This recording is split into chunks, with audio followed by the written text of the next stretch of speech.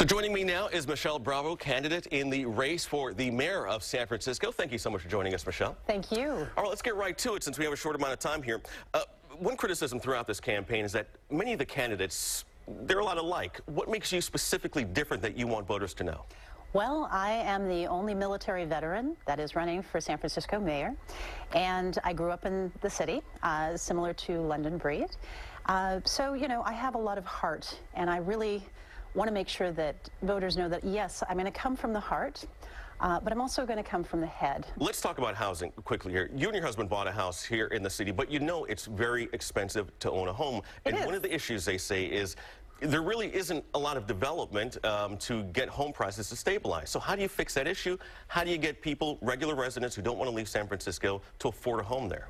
So in terms of District 10, since that's where we live, there has been some efforts to, start some development. The San Francisco development, the Hunters Point Shipyard, is one of those. We have 300 families living there, but the issue is with all this rush to do development, we've got 300 families that are possibly living on toxic soil. So it's important not to develop without a long-term plan. If you are a school teacher or you work in a job that doesn't pay you a ridiculous amount of money, how do you afford that home? What is your plan? So thank you for mentioning that. So over 70% of the San Francisco Police Department do not live in San Francisco. I would mandate as mayor of San Francisco that they actually are required to live in San Francisco. And I would make that for the fire department employees. I would make that for basically all city workers. How would you be able to get them to afford buying a home there? Well, we would incentivize them with a similar program like the veterans had for me.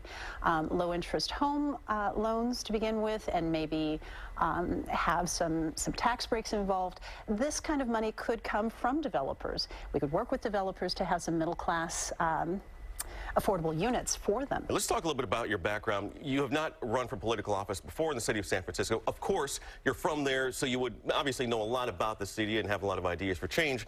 But how do you navigate the bureaucracy that you have within local government, especially in San Francisco, if you don't have that experience? Well, I would actually have a competent vice mayor. There's a number of people who have had experience in the past. I know this might be a stretch, but people like Louise Renee had a really wonderful history in San Francisco of serving her community. People like former Mayor Art Agnos. There's a number of people in past city government who could be brought on as consultants to help. I'm all about teamwork, and I'm all about making the city better, and I'm aware that I can't do that alone. Let's move to the homeless now. We had the current mayor, Mark Farrell, right now. He is talking about cracking down on homeless encampments in the Mission District. He's taking a really hard-line approach here. Do you agree with Mayor Mark Farrell's tactics here, and what should be done about the homeless in San Francisco? So actually, it's interim Mayor Mark Farrell? Well, technically, he was appointed as interim mayor, but he is known as mayor of San Francisco for the time being. So interim mayor Mark Farrell is taking drastic measures to get those tents off the streets. I think it's actually time. From what I understand, it sounds like it's the chronic. We've got a lot of people who want services and want to use services in San Francisco that are being offered. We are a very wealthy city. We have lots of services being offered. So what would you do in the long term to fix this issue? It's a big problem. It is. So in the long term, in terms of what I'd like to do is I'd love to build. Let's say California has a budget surplus this year. I would love to work with the state of California to build a holistic health and wellness facility for the mentally ill.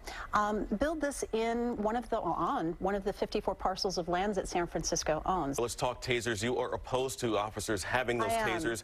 Isn't it? You said that you wanted to equip officers with other modes of de-escalating a situation, but officers are definitely not psychologists in that respect, so they need some sort of defense. Isn't this a less lethal way to do that? Not at all. Actually, tasers are weapons. I'll repeat that. Tasers are weapons. So what we have effectively done in San Francisco is okayed the SFPD to receive yet another weapon instead of focusing them on de-escalation tactics. Michelle Bravo, thank you so much for your insight. Appreciate it. Thank you for coming. Good luck to you.